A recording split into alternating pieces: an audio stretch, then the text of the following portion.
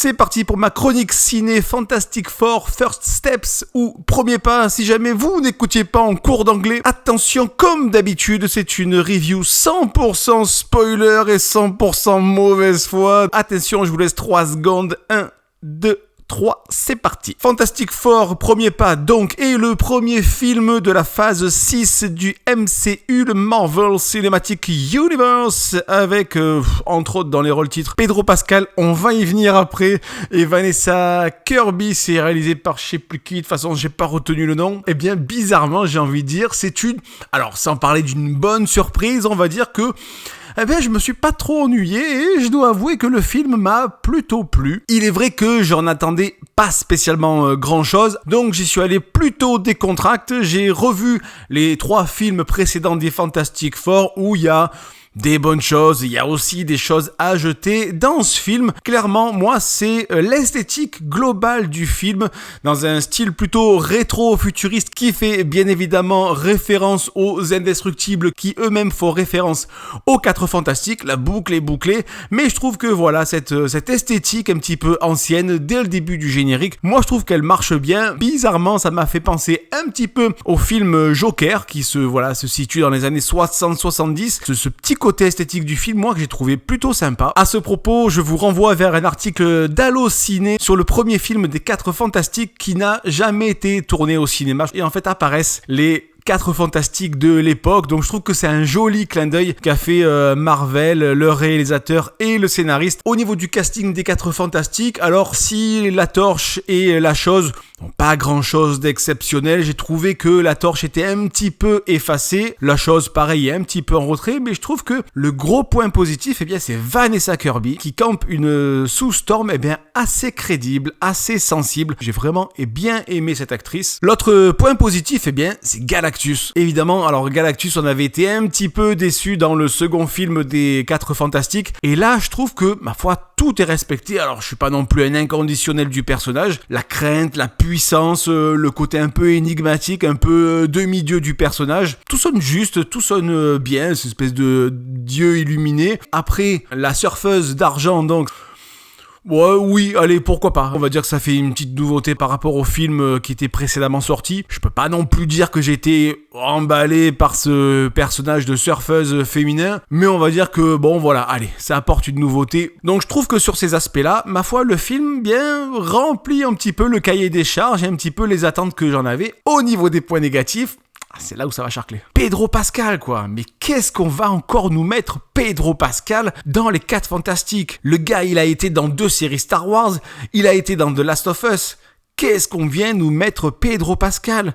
Je dis pas que c'est un mauvais acteur, mais je dis qu'il a rien à voir ici, il n'a rien à faire, quoi. Je crois que c'était John Krasinski, qui apparaissait dans Doctor Strange 2. On avait un Mr. Fantastic qui était parfait. Enfin, physiquement, c'était extraordinaire, quoi. Pour lancer un petit peu les 4 Fantastiques dans le MCU, on va chercher Pedro Pascal. Est-ce qu'il y avait que lui comme acteur? Non, il y en avait 12 milliards. Il faut arrêter avec juste le truc bankable. Non, c'est pas bankable, c'est foirable, c'est tout ce que c'est. Il est très bien, c'est un très bon acteur.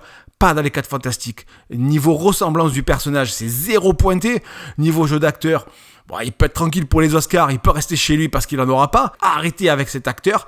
Il est très bien, mais dans d'autres films. Ensuite, la scène du trou noir.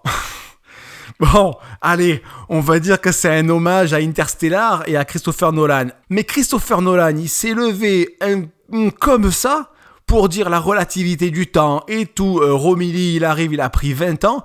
Et là, t'as les 4 Fantastiques en toute détente qui passent à côté du trou noir, mais ils s'arrêtent, quoi, au feu rouge. Ils ont pas pris rien. La relativité du temps, connais pas, jamais entendu parler. Là, je trouve que c'est un gros manque au niveau du scénario, un gros manque au niveau de la cohérence, on va dire, scientifique, parce que Reed Richards, il avait un master en technologie quantique au CM2, donc on va dire que l'image à Interstellar, où les images ont été copiées, on va dire, à l'identique, CTRL-C, CTRL-V, c'est à l'identique. Allez, d'accord, mais je trouve que de ne pas respecter ça, c'est extrêmement dommage. Puisqu'on est sur les spoilers à fond, moi, j'aurais aimé, j'aurais trouvé ça plus logique, que Sue Storm meure, en fait. Elle a donner tellement d'énergie pour envoyer Galactus dans le trou noir et dans l'autre dimension. Et j'aurais trouvé ça un petit peu plus logique. Et en fait, c'était exactement comme à la fin de Infinity War où on se dit mais mince, mais comment ils vont s'en sortir. Et là, je trouve que son fils qui est en halte garderie réussit à la ressusciter ou à la soigner, bon peu importe.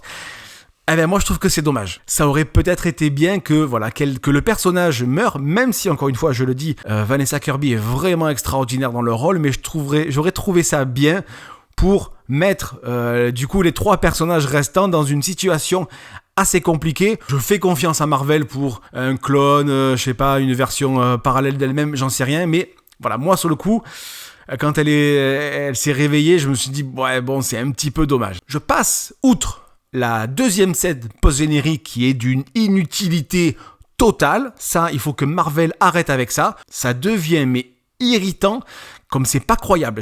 Vraiment, il faudrait arrêter avec ça. Parce qu'en fait, les studios ne donnent plus envie de rester à la fin du film et ils me donnent juste envie de rentrer chez moi, de mettre sur YouTube et de voir les scènes post-génériques pour me dire, voilà, au moins je ne suis pas resté 5 minutes dans une salle noire au cinéma. Mais arrêter avec ça, c'est d'un insupportable, mais sans nom. Et donc la première scène post-générique, alors il s'est passé 4 ans entre la fin du film et cette scène post-générique, et donc Sue Storm lit un livre à son fils, elle s'en va, et quand elle revient, il y a Fatalis, donc Doom, qui est avec Franklin, son fils donc, et on le voit de dos, et on voit qu'il a son masque qui est enlevé. Donc Franklin voit le visage de Dr Doom, et Franklin ne crie pas. Alors, 2 choses, il s'est passé 4 ans, soit, après ce qui a été annoncé, dans cette version, Fatalis est bien Robert Downey Jr. Iron Man, on va dire, mais ça veut dire qu'entre-temps, ils se sont connus, ils se sont rencontrés, ils se sont appréciés, etc. Et donc, l'enfant le reconnaît. Ou alors, c'est que dans cette version de Fatalis, c'est son propre père qui est Fatalis. Donc, c'est Reed Richards qui est devenu Fatalis. C'est pour ça que Franklin ne hurle pas à la mort en voyant ce gars avec ce masque en fer. Donc, c'est une des 2 possibilités. Il y en aurait évidemment une multitude, une infinité qui ferait que, mine de rien, j'ai aussi été déçu en fait qu'il y ait Fatalis à la fin du film. Alors d'un côté c'est logique, mais d'un autre côté je trouve que ça tombe comme un cheveu sur la soupe. Je trouve qu'en fait c'est trop d'un coup. Voilà, et j'aurais aimé que... Alors, c'est sûr que Fatalis va être l'antagoniste principal d'Avengers Doomsday qui sort en 2026 je crois. Donc d'une manière ou d'une autre, il faut l'introduire. Mais je trouve que c'était trop.